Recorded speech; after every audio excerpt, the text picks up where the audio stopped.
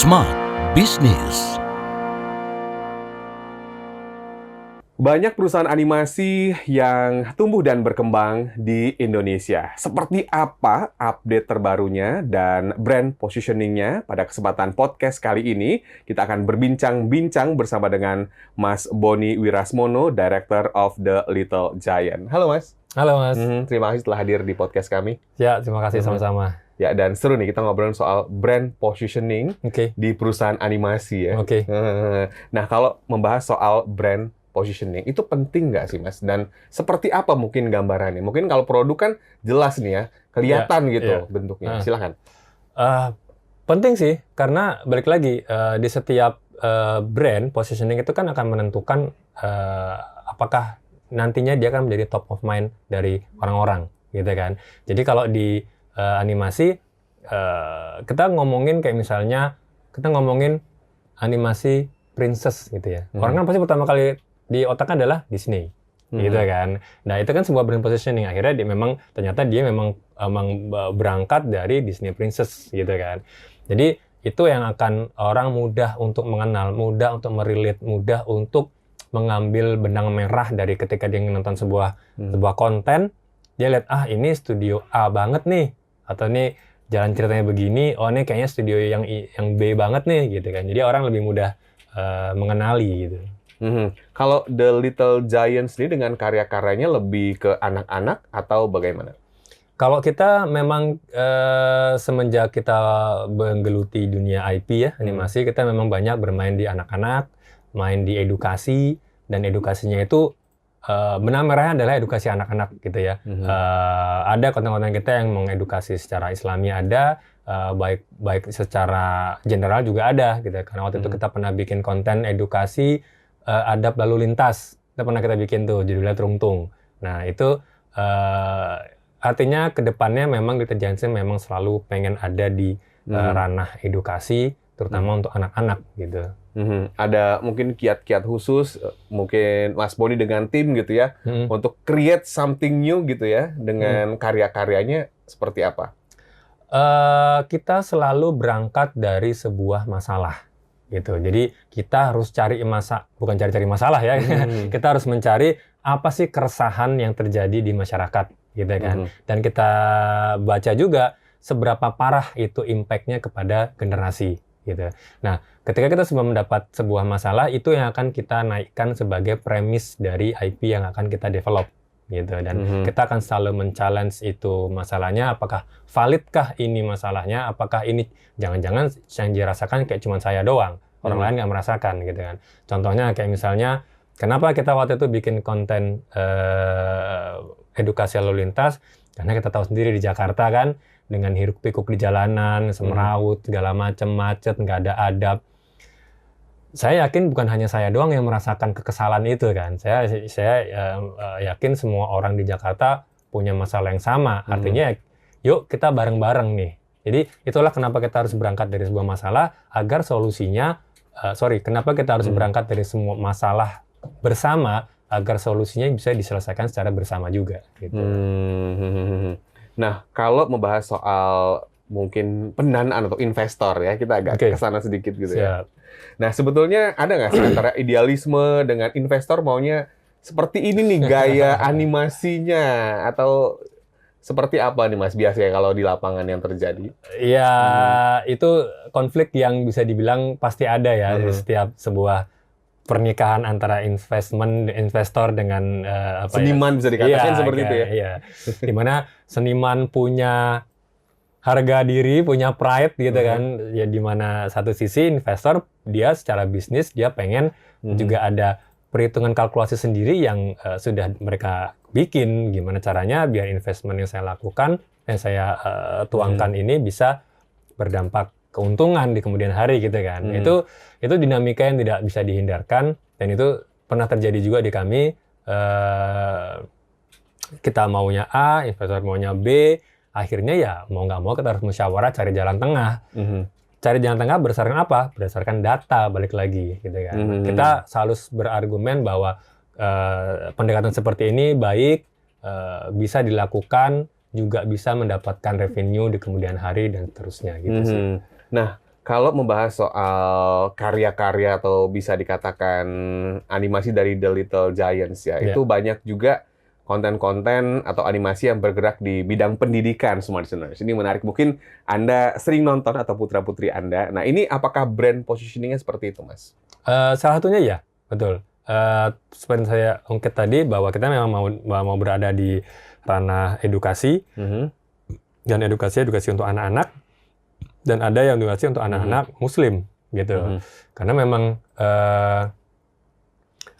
itu sudah menjadi habit atau addiction kita ketika kita memberikan sesuatu yang bermanfaat buat orang dan ternyata tuh memang berguna buat orang tuh, kayak kita mempunyai rasa puas aja gitu loh. Kebahagiaan tersendiri ya. Jadi nggak sekadar menghibur doang, cuman orang juga ada yang jadi petik pelajarannya. Gitu. Menjaganya gimana? Karena kan banyak nih konten-konten godaan bisa benar. dikatakan seperti itu. Iya, Ngejaganya gimana? Itu emang godaan ya. Itu emang ujian kita ya. Apalagi kalau misalnya itu udah bikin susah payah gitu, yang udah bagus-bagus segala macam, kalah sama yang viral orang nyembur ke lumpur misalnya gitu kan. Itu agak sakit hati ada gitu kan. Cuman balik lagi, apakah kita mau istiqomah di sini gitu ya, mau benar-benar ada di brand positioning tadi di sini, atau kita mau mencoba sesuatu yang baru. Pernah kita melakukan sebuah eksplorasi ya, eksplorasi. Kita main di ranah yang ibaratnya tetap ada di DNA edukasi, cuman secara eksekusinya memang lebih kekinian gitu. Kita pernah main di TikTok waktu itu gitu. Kan TikTok memang lagi besar ya, dan itu memang isinya juga banyak remaja ke atas. Artinya sebenarnya bukan target audiens kita sebenarnya, karena kita kan anak-anak gitu kan. Nah, cuman ketika kita coba lakukan itu ternyata berhasil gitu. Nah, semakin besar godaan kita, kayak ayo ini berhasil nih, gimana mau main di receh-recehan aja atau tetap balik lagi ke edukasi gitu kan. Nah, cuman apa yang membuat akhirnya kita stick di edukasi ini ya, kita tetap luruskan niat, kita ingat lagi ngapain kita pertama kali bikin ini, untuk apa kita melakukan ini gitu kan. Ketika itu sudah benar-benar terpatri di diri kita, ya insya Allah sih kita bisa menjaganya itu. Oke, walaupun tantangan di luar sana banyak gitu ya, untuk bikin konten-konten yang bisa dikatakan receh gitu ya. Tapi tetap fokus kepada konten-konten yang berdampak, mungkin lebih tepatnya ke sana ya Mas ya.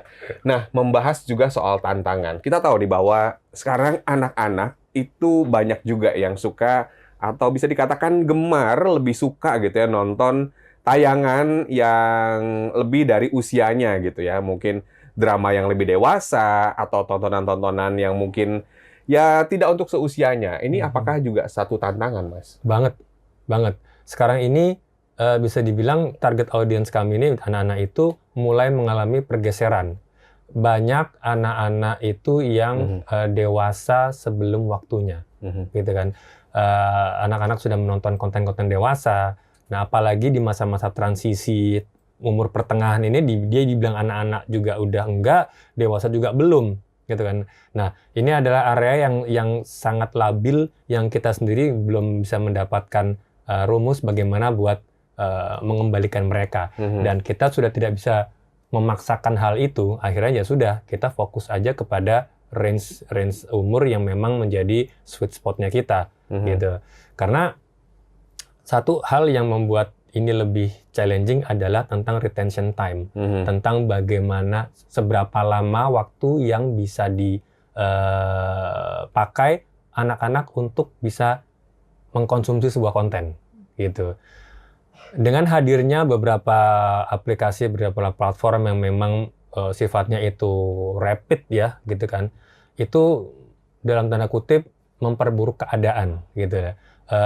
Orang tuh kan dengan mudahnya ketika lihat sebuah konten di HP-nya gitu kan, dalam 2-3 detik pertama nggak menarik, dia langsung swipe. Betul, langsung ganti scroll kan. Nah, di animasi apa yang bisa kita lakukan dalam 2-3 detik? Nggak ada apa-apa gitu kan. Artinya itu sesuatu, apalagi sekarang orang sifatnya udah kontennya yang penting up to date, viral, kekinian. orang dengan mudahnya bikin konten ada sebuah fenomena, misalnya apalah banjir misalnya kita ngomong ya. Detik itu juga orang bisa bikin konten tentang banjir, bla bla bla bla. Lah kalau animasi, prosesnya aja dalam hitungan bulanan gitu lah. Bisa jadi itu rilis, udah basi beritanya. Nah itulah akhirnya kita udah nggak bisa mengandalkan pola-pola yang konvensional, yang memang hanya fokus kepada viralitas aja, tapi kita lebih kepada kontennya itu sendiri kita kuatkan secara penanaman dari mindsetnya. Gitu. Jadi kita kuatin karena sebuah cerita yang long lasting adalah cerita yang memang secara pondasi premisnya kuat, gitu. Bisa diterima di masyarakat, sangat relate dengan kehidupan dia. Kalau misalnya itu bisa nyangkut di hati masyarakat, nggak peduli viral atau enggak, orang akan tetap nonton dan remarkable, gitu. Boleh tahu nggak Mas, untuk survive di bisnis ini itu dari mana ya untuk mendapatkan income-nya ya? Oke. Ya, ini memang tricky ya. Maksudnya industri animasi memang masih cukup muda ya di Indonesia ini. Jadi, tapi kita bisa mengkategorikan revenue stream dari animasi itu melalui yang pertama bisa dari sponsorship gitu ya, dari brand, kerjasama dengan brand, lalu dari licensing yang ibaratnya kita menjual license kita ke brand, ke produk lain. Dan terakhir adalah yang sering dilakukan sama teman-teman lain adalah merchandising atau produk turunan gitu ya. Entah mau kaos, tumbler, bisa dalam bentuk event, dalam bentuk theme park, macam-macam lah. Ini buku gitu. Itu sih biasanya. Karena kalau kita mengandalkan hanya dari ibaratnya AdSense saja, memang ada dari AdSense. Cuman kalau dikonversi dengan HPP ya, biaya produksi itu nggak cukup, jauh dari kata cukup gitu. Iya. Nah, mungkin harapan gitu ya kepada semua yang menyaksikan kita di podcast kali ini, mungkin disampaikan juga apa harapan Mas Boni sebagai seorang mungkin yang bergerak di bidang IP animasi dan sebagai seniman juga gitu ya. Oke, silakan. Ya, saya berharap ya terkhusus untuk studio-studio animasi yang sekarang lagi develop IP ini saatnya kita berkolaborasi gitu kan. Oke lah, memang IP itu adalah intellectual property dari masing-masing studio gitu kan. Cuman kolaborasi ini tidak hanya pada sebuah konten aja, tapi juga dari secara networking. Kayak misalnya, saya Little Giants lagi develop IP gitu kan. Otomatis kita butuh manpower. Kita bisa berkolaborasi dengan studio lain untuk sebagai penyedia artisnya, senimannya gitu kan. Atau kita bisa outsource pekerjaan ini justru ke studio lain gitu. Jadi kami di Little Giants kita dulu pernah besar gitu kan. Qadarullah karena pandemi kita banyak terjadi pengurangan karyawan di situ hingga akhirnya kita memutuskan untuk yaudah deh mendingan kita keep small aja, isinya adalah inti dari key personnya aja, sisanya ya kita coba berkolaborasi dengan studio-studio lain yang ujung-ujungnya ekosistem daripada industri IP animasi di Indonesia ini akan tumbuh karena itu tadi masing-masing mereka akan mempunyai pekerjaan, mempunyai penghasilan, mempunyai networking. Jadi itu harapan saya sih biar kita bisa ibaratnya tumbuh bareng lah gitu. Baik. Ada karya yang mungkin, bisa di-cut ya? Ada karya yang mungkin ingin dinantikan gitu ya kepada Smart Series, mungkin apa nih yang kedepannya, Mas? Iya. Kami sekarang lagi develop IP baru gitu ya, judulnya Stories of Sahabat. Jadi itu menceritakan tentang kisah perjalanan para sahabat zaman Rasulullah gitu. Dan ini kontennya untuk anak-anak juga gitu. Jadi harapannya anak-anak ini bisa mempunyai role model gitu lah. Dia mempunyai panutan ibaratnya superhero, tapi ini superhero beneran. Ini living legend, dulu pernah ada dan memang terbukti gitu kan. Jadi itu yang akan ibaratnya bisa menumbuhkan karakter daripada anak-anak di generasi mendatang. Luar biasa. Kita nantikan karya-karya yang tentunya sangat luar biasa dari Mas Boni dan juga tim, dan juga tentunya Kita juga sangat excited ya ketika ada animasi dari Indonesia yang mendunia dengan karya-karyanya dan tentunya kita sangat excited untuk menyaksikan hal tersebut. Baik, sukses selalu Mas Boni. Ya, Dan terima kasih. kita nantikan karya-karyanya. Siap. Dan tentunya kita nantikan juga karya-karya dari animator seluruh Indonesia. Smart listeners, untuk Anda jangan lupa untuk subscribe channel YouTube kami. Akhirnya saya William Darmawan mengucapkan terima kasih. Sampai jumpa. Smart Business. Lead you better.